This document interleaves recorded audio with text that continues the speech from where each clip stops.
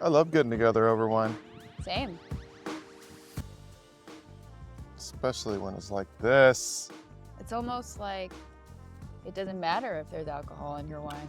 It's still great. You know, I get to see it all the time with the events and pop-ups that I do. That alcohol is not actually the main ingredient in having an amazing time. Right. When it smells like this. That's so good. Cheers. Cheers. So the wine industry is freaking out, and I feel like they went through a stage of freaking out and then getting angry, but numbers don't lie. So they're like, what do we need to do actually? Yeah, they are, I mean, I would classify what's happening as like a full-on Mentee bee from the wine industry. Like, it's kind of bizarre the action steps they're taking right now. So let's just talk about it. I'll talk about it as I see it. You Yeah. talk about it as you see it. Great. Fair. Because I know you've Fair done and balanced here. Yeah. You've done a lot of research on this subject recently because there is a Come Over October campaign Yeah. from the wine industry that's got a ton of support. That I wouldn't is- say ton of support, but go ahead. they list all the donors and in-kind donations for this hashtag and this campaign under the messaging of getting people together because that's where real connection happens, and wine is at the center of that. And the campaign is absolutely about how do we get more young people to drink more alcohol. This is a fact. That whole messaging of wine brings us together and helps us connect with conviviality. Yeah, I think it kind of boils down to the fact that they're really scrambling to disassociate wine from alcohol. But it's impossible. I think wine for a really long time has really propped themselves up on this high horse of, you know, we are not with big alcohol. We are not the same.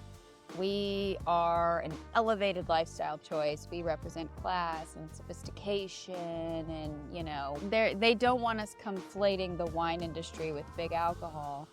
But the truth is, it's like putting lipstick on a pig, right? Like, you can dress it up all you want. Booze is booze. And so wine is obviously going to feel the backlash of this modern wave of sobriety, just like all other forms of alcohol. And they're not happy about it, right? Like, they want to stand apart, and they are actually, and soon they will. They'll stand apart as sort of the sector that really fell behind if they don't decide to innovate here. And it's in the innovation. I'm really bullish on seeing Kendall Jackson 0.0 wines or Kendall Jackson 4.5% alcohol wines. I'll even predict that they're going to put nutrition facts on the back and boast about the amount of calories in there, because alcohol companies don't have to put nutrition facts. One of the many things that's like the alcohol industry has gotten away with in the past, which seems like a connection with government, and that they don't have to put calories and nutrition facts on the back of labels. I think they will, and they'll be like, this is our transparency. Oh, I think This is what's in your glass. I think they definitely will. And I think that's actually a piece that hasn't been talked about a whole lot this week, as we've seen all this news kind of circulating, is that 2025 is actually when the new dietary guidelines are coming out. So there's this huge push right now based on the World Health Organization's announcement last year for more regulations, more guideline regulations on alcohol. And so I think what we're seeing is this kind of like collective meltdown, knowing that all of these factors are kind of coming to a head and wanting to affect policy ahead of those 2025 guidelines. And I mean, the truth is that it's bigger than that, and that's the piece of the puzzle that I think the wine industry is really missing right now. Like, yes, World Health came out with that massive statement, but it's really a bigger picture, and that's just echoing this collective awakening around alcohol. Don't you agree? Like, it's not just the World Health Organization. Yes, there's a shift in consumers' drinking preferences, and it doesn't get mentioned enough in this rhetoric that's coming from leaders in the wine industry that are seeing sales go down by younger generations. And they also point out that they're seeing sales actually stay the same, if not increase a little bit, in certain generations like Gen X and even boomers. And this conversation that we're having right now is a huge one, and it's super serious, and it involves a multi-billion-dollar industry. But I'll tell you right now, in 2 years from now, when there is amazing non-alcoholic wines like this, this will not be as much of a conversation. We're here having this conversation right now because you couldn't really take non-alcoholic wine seriously. So come over October, Right. getting together over wine, sure, it doesn't have to be alcoholic.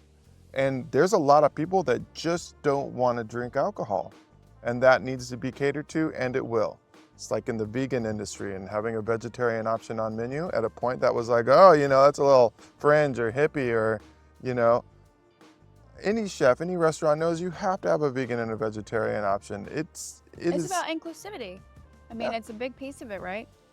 I mean, can we just talk about how off base and just such a really bad PR move this come over October thing? Because it's really contradictory to the narrative that wine wants to sell you, which is that they do stand apart and they do promote moderation, and wine is this really healthy, like active lifestyle choice and interactive lifestyle choice, and it's so different than all these other forms of booze. But then yet to launch a global campaign in rebuttal to what is essentially a wellness movement really, really actually contradicts, I think, what they're trying to sell us.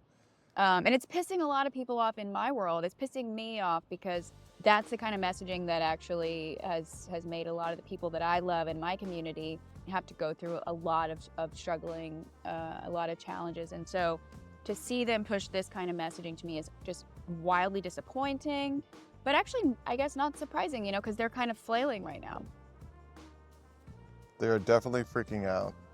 There's wine being dumped down the drains. There are vineyards being pulled up. And there's a lot of data that is actually very complex, very nuanced. You can go very deep with it. We're not going to cover all of it here. But I believe everybody should be, and essentially is, on board for wellness. If there's somebody that's like, somebody wants to take better care of their health, and they're like, well, that's stupid, that's just an ignorant statement and a dated one. And I will say, a lot of this rhetoric of neo-prohibitionism and the anti-alcohol movement and the anti-alcohol lobbyists that is happening right now is coming from people of a certain generation. I'll just say it. There's people that drank like our parents did, so we're millennials. Our parents drank a certain way, their parents drank a certain way. Millennials are driving this movement of people drinking less between the ages of 35 and 42. And then the generation below us is Gen Z, and they're just more health conscious. They want to take care of their bodies, they want to take care of the environment, and this is it's a very substantial and it's a very structural shift. Yeah. The numbers can't be argued with. They're extremely significant. You have to pivot as big wine. You have to adapt. Yeah, I think that is such a good point. And, if you think about it generationally, I just think millennials and the younger generations are just so much more open to reinvention in general. I think we're getting into our 40s and starting brand new careers, and having families later and doing all of these things later in our life and taking more chances. And I think the older generations, they just operate from a different playbook, and they're kind of set in their way, and so the change and adaptability factor is just less present there. And I think this younger generation has really embraced, you can change your mind about something later in your life.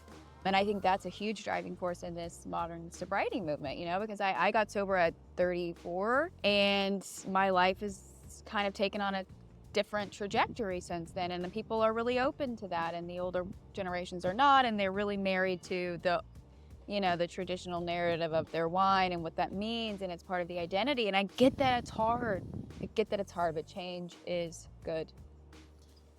It's not the alcohol that was the main ingredient in people getting together and get together over wine. In fact, if you bring amazing non-alcoholic wine to a gathering, you have the most interesting beverage at the party. And I've seen that countless times. So Yeah. get together, be Yeah. convivial, and drink good wine. Yeah, Doesn't have to be alcoholic. It doesn't. You can participate in Sober October and still come over. At least here you can. Yeah, you Pour you a can. glass. Come on down, guys. Cheers, guys. Whew. Wiggle.